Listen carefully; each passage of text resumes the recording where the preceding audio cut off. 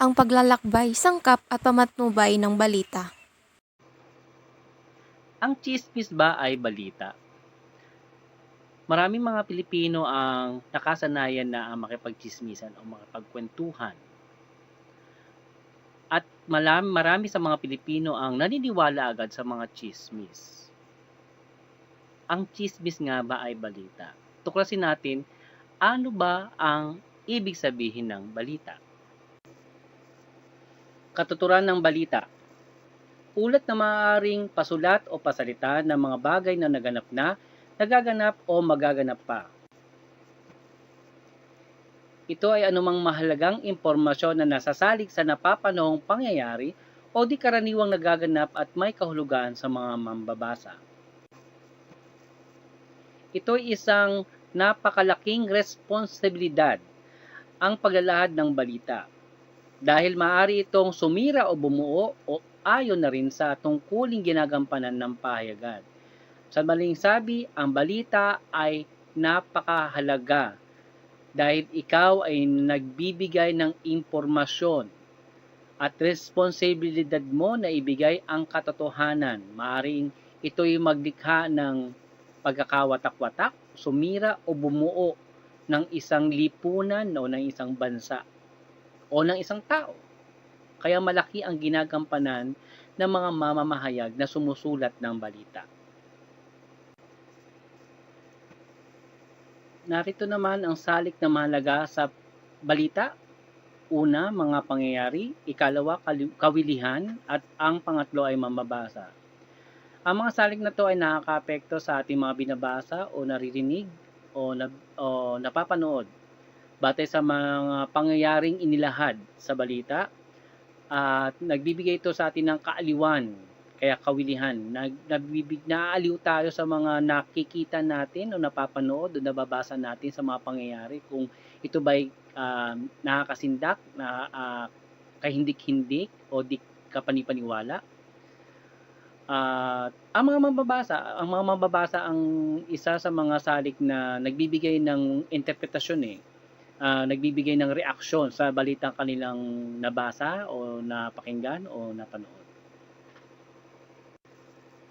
Narito naman ang katangian ng mahusay na balita. Una, timbang kaukulang diin sa bawat katotohanan.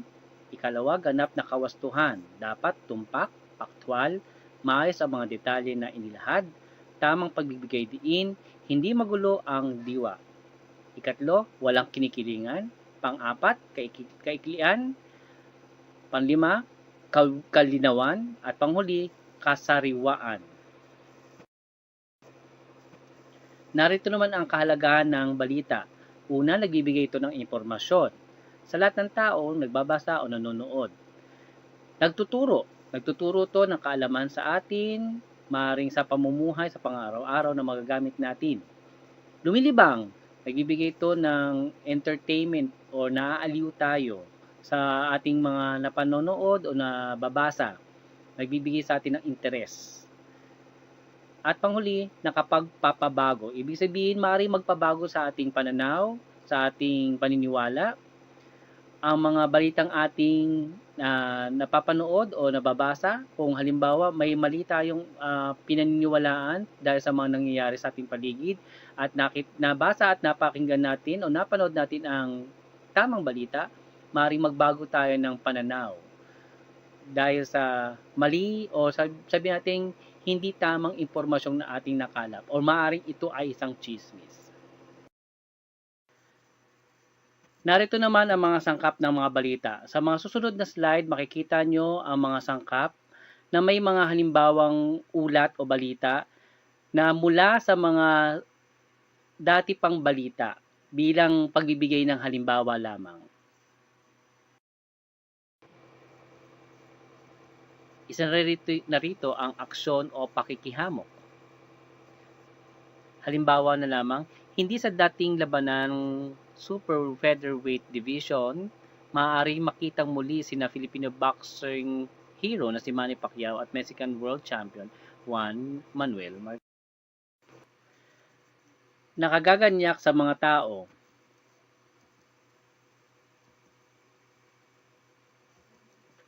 Ayon kay Duque, kailangang pag-aralan kung ano ang nagtulak sa 12 anyos na bata na kitlin ang kanyang buhay, si Marianet Amper, na nagbigti ng di maibigay ng kanyang ama na si Isabelo ang 100 piso na gagamitin sa school project.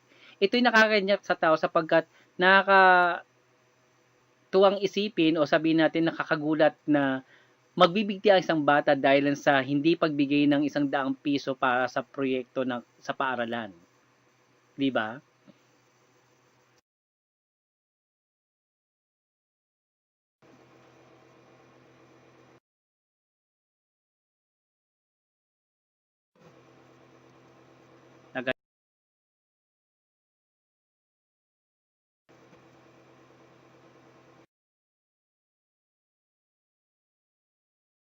Pagsulong.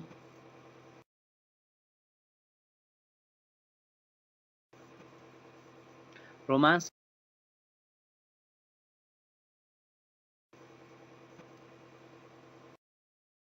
Tumako naman tayo sa pamatnubay ng balita. Ang panimula ng balita ay tinatawag na pamatnubay. Ito ang pinakamahalagang bahagi ng balita sapagkat ito ay unang pinagtutuunan ng pansin at siyang umaakit sa mambabasa dahil sa buod. Katangian na isang mabisang pamatnubay. Ipinapahayag sa malikhaing pangungusap lamang ang bawat buod ng balita. Sinasagot kaagad ang gustong malaman ng mambabasa. Hinihikayat din ng mambabasa na ipagpatuloy niya ang kanyang pagbabasa. Conventional o kabuuang pamatnubay, conventional or summary lead. Ito ay sinasagot sa mga tanong na sino, ano, kailan, saan, bakit at paano. Ang unang halimbawa ay pamatnubay na sino o who lead. Pangalan ang tinatampok sapagkat ang tao o mga taong nasasangkot sa balita ay tanyag at higit na prominente kaysa sa aktibidad o gawaing naganap. Halimbawa, binawi ni Nueva Vizcaya Representative Rodolfo Agbayani kasapi ng LDP ang kanyang pirma sa impeachment compliant na inihain sa oposisyon kahapon matapos itong katayin ng komite. Pamatnubay na ano o what lead, ang pangyayari, aktibidad o gawain na nagaganap o magaganap ang itatampok sapagkat higit na prominente ito kaysa sa tao o mga taong nasasangkot sa balita. Halimbawa, isang lindol ang yumanig sa lalawigan ng Sorsogon at Masbate na ikinamatay ng 3 tao at ikinasira ng mga bahay at gusali kahapon ng madaling araw. Pamatnubay na kailan o when lead, ginagamit kung ang pangyayari ay naganap o magaganap sa di kinaugaliang oras o panahon. Halimbawa, sa ika-18 ng Abril na lamang ang palugit na ibinigay ng Bureau of Internal Revenue para sa pagbabayad ng buwis sa taunang kita. Pamatnubay na saan o where lead, ginagamit kung ang pangyayari ay naganap o magaganap sa hindi karaniwang puok. Halimbawa, sa Naga City ginanap ang 2009 National School Press Conference o NSPC na dinaluhan ng mga batang manunulat sa buong bansa. Pamatnubay na bakit? Ang pamatnubay na bakit ay tumutukoy sa sanhi o dahilan ng itinatampok. Halimbawa, upang malawak at madaling maipaabot sa mga mamamayan ang mga serbisyo ng pamahalaan, inilunsad ng Sangguniang Panlunsod ng Quezon sa pamumuno ni Mayor Belmonte ang City Hall sa barangay. Pamatnubay na paano o how lead. Ang pamatnubay na paano ay pamaraan ang itinatampok. Halimbawa, nagkunwaring mga pari ang 3 lalaki na nakasuot ng abito para makapasok sa isang bangko at ito'y sa pilitang ninakawan. Ang susunod naman na ating pag-aaralan ngayong araw ay patungkol sa panimulang pambalarilang pamatnubay o grammatical beginning lead naman sa Ingles. May iba't ibang kayari ang pambalarila na maaring magbigay ng pagbabago at lalong maging mabisa ang panimula. Ito ay ang paggamit ng iba't ibang uri ng sugnay at parirala. Sa ganitong paraan, ang sugnay na makapag-isa ay ang nagtataglay ng sino at ng ano, at ang parirala ay ginagamit ng pang-uri. Atin namang tatalakayin kung ano nga ba ang sugnay na pananhi. Ito ay binubuo ng isang sugnay na di makapag-isa na nagsisimula sa alinmang pangatnig na pananhi tulad ng dahil sa, dahil kay, gaya ng, palibhasa, paano, mangyari at iba pa. Halimbawa, dahil sa maraming reklamo o tungkol sa mga nawawalang aklat, pinasara ng punong guro ang pintuan ng aklatan. Ano naman ang sugnay na pasubali? Ito ay binubuo ng isang sugnay na di makapag-isa na nagsisimula sa alinman sa mga pangatnig na panubali tulad ng kung, kapag, hindi, sakali, sana, at iba pa. Ang isang halimbawa naman nito ay kung di papayag ang Pangulo ng PTA na bumili ng mga bagong computer para sa patnugan, mapipilitang magdaos ang mga mag-aaral ng isang benepisyong sayawan. Ang susunod naman ay ang sugnay na paninsay. Ito ay binubuo ng isang sugnay na di makapag-isa na nagsisimula sa pangatnig na paninsay tulad ng kahit na, bagaman, gayong at iba pa. Ang halimbawa nito ay bagaman lalabing-anim na taong gulang lamang si Ross David, siya ay napili ng paaralan na lalahok sa paligsahang Binibining Pilipinas. Ang sugnay na patakda naman ay nagsasaad ng takdang panahon na binubuo ng sugnay na di makapag-isa na nagsisimula sa salitang ng, habang, bago, simula ng, at samantala. Isang halimbawa, samantalang pinaghahandaan pa lamang ng mga mag-aaral ang nakatakdang pagtanghal, binayaran na sila kaagad ng kanilang tagapangasiwa. Ang sugnay na pangalan naman ay binubuo ng sugnay na di makapag-isa na ginagamit na simuno at tuwirang layon. Halimbawa, na dinagsaan ng mga manonood ang pagtatanghal ng malakas at maganda sa PNU Auditorium ay pinatunayan ng maraming araw sa pagpapalabas nito. Ang pariralang pawatas naman ay nagsisimula sa pawatas nasaan yung pandiwang ngunit walang panahunan na banghay sa at mag. Halimbawa, ang tumutulong sa batang mahayag ang pangunahing layunin ni Teodoro Valencia, isang tanyag na mahayag at kolumnista, kaya't ang Teodoro Valencia Foundation ay nagbibigay ng scholarship sa mga nagwawagi sa pambansang paligsahan sa pamamahayag. Ang pariralang pandiwari naman ay nagsisimula sa mga pandiwari o pandiwang ginagamit na pang-uri. Halimbawa, handang-handang agawin ang korona, kaya't ang mga manlalarong basketball ng paaralang Osmeña ay araw-araw na nag-iinsayo para sa nalalapit na sagupaan. Ang pariralang pang-ukol naman ay nagsisimula sa pang-ukol tulad ng sa, ukol sa, hinggil sa, tungkol sa, para sa at iba pa. Halimbawa, para sa kapakanan ng mamamayang Pilipino, sinikap ng Pangulo ng Kapisanan na mapaunlad ang kalagayan ng pangkabuhayan ng pamayanan. Ang pariralang pangalang diwa naman ay nagsisimula sa pangalang diwa o pandiwang may unlaping pag. Halimbawa, ang pagpapalinis at pagpapaganda ng purok ay ang tanging layunin ng punong guro. Halina't alamin, tuklasin, ang makabagong pamatnubay. Tumako naman tayo sa pangunang bilang. Panggulat, Stadler or tonsure lead. Kalimitang ito ay isang pangungusap na maikli, hiwalay sa talata na sinusundan ng buod ng iba't ibang pormasyon. Ginagamit ito kung ang tula ay lubhang mahalaga, nakagugulat, nakagugulantang, o nakasisindak. Halimbawa, kampyon ng NSPC. Nagwagi muli ang bulalakaw sa pambansang paliksahang ginanap sa lungsod ng Olongapo noong Pebrero 20 nang ito'y naging pinakamagaling ng pampaaralang pahayagan sa bansa. Pinangyarihan o sanligan. Sa Ingles, background clip. Ito'y mga pangungusap na naglalarawan ng mga pangyayari at ang pook na pinangyarihan at higit na nakatatawag ng pansin kaysa sa mga taong kasangkot. Ito'y karaniwang ginagamit sa mga salaysay tungkol sa karnabal, sayawan, eksibisyon, pistahan, at iba pa. Halimbawa, ang pamantasang normal ay mistulan naging munting karnabal noong Sabado nang ito ay nagdiwang ng kanyang 100 taong pagkakatatag. Tahasang sabi o sa Ingles, direct quotation. Ito'y makabuluhang pangungusap ng tagapagsalita o kaya ito'y hango sa isang aklat na sinipi at ginagamit na nakatatawag ng pansin o mas mahalaga kaysa sa taong nagsabi. Karaniwang ginagamit ito sa mga balitang tungkol sa talumpati o speech story. Halimbawa, malaki ang magagawa ng pagkakaisa. Binigyang din ito ni Ginang Alegria Flora punong guro ng PNU Laboratory High School sa pagpulong ng mga guro at mga magulang tungkol sa pagsugpo ng dope addiction.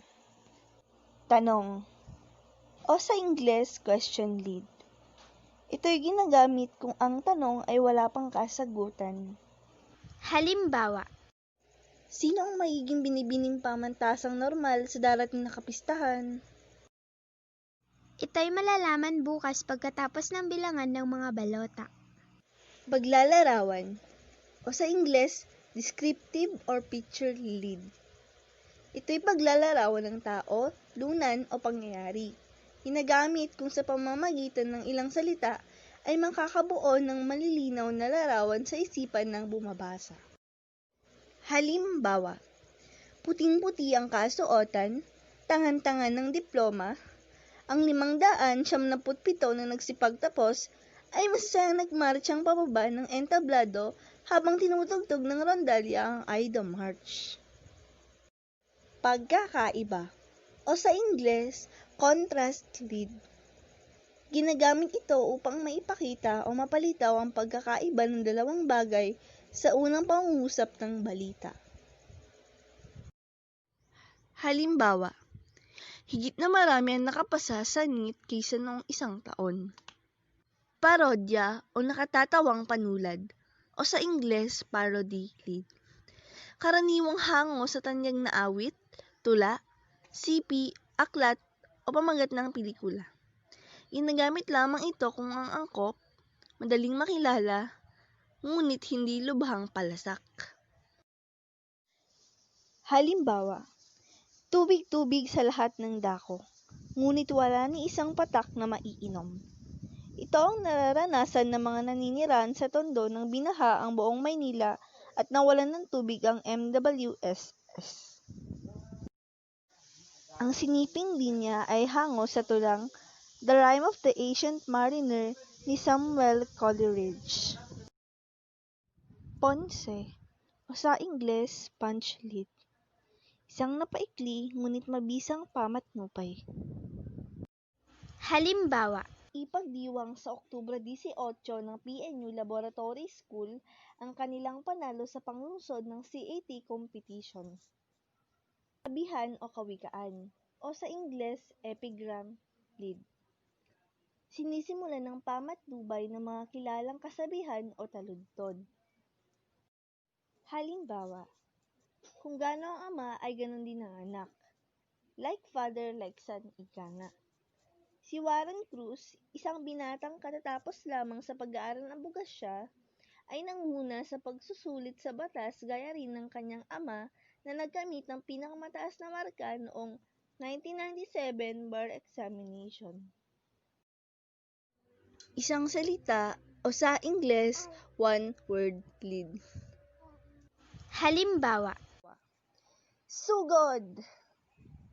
Ito ang utos ni Ginang Rene sa mga batang scout nang tinangka nilang akyatin ang bundok Arayat. Kapaligiran o sa Ingles, atmosphere lead. Lipon ng mga salita o parirala na naghahatid sa bumabasa ng lagay ng kalooban sa mga nagaganap. Ito'y ginagamit lamang kung ang lagay ng kalooban ukol sa pangyaring inilalarawan ay kawili-wili at mahalaga. Halimbawa, sa pamamagitan ng awitan, sayawan, at tugtugan, maligayang pinagdiwang ng mga guro, magulang, at mag-aaral ang ika-30 taong pagkatatag ng kanilang paaralan. Tukoy mula sa mitolohiya, panitikan, o kasaysayan. Ginagamit lamang kung ang pagbanggit ay natural o angkop. Halimbawa, kagandahang Venus, katalinuhang Athena, at pang-akit Cleopatra ang mga pambihirang katangiang taglay ni Jocelyn Cruz, isang mag-aaral sa BSE, kaya't napili siya bilang binibining intramurals ng Physical Education Department. Maiklit hiwa-hiwalay na parirala o mga salita. Sa Ingles, staccato lead. Halimbawa, krimen, demonstrasyon, adiksyon, polusyon. Pag samasamahin ang mga ito, ay mababatid mo kung anong uring lungsod ang Maynila. Credits and special thanks to Sir Alan A. Ortiz for the video.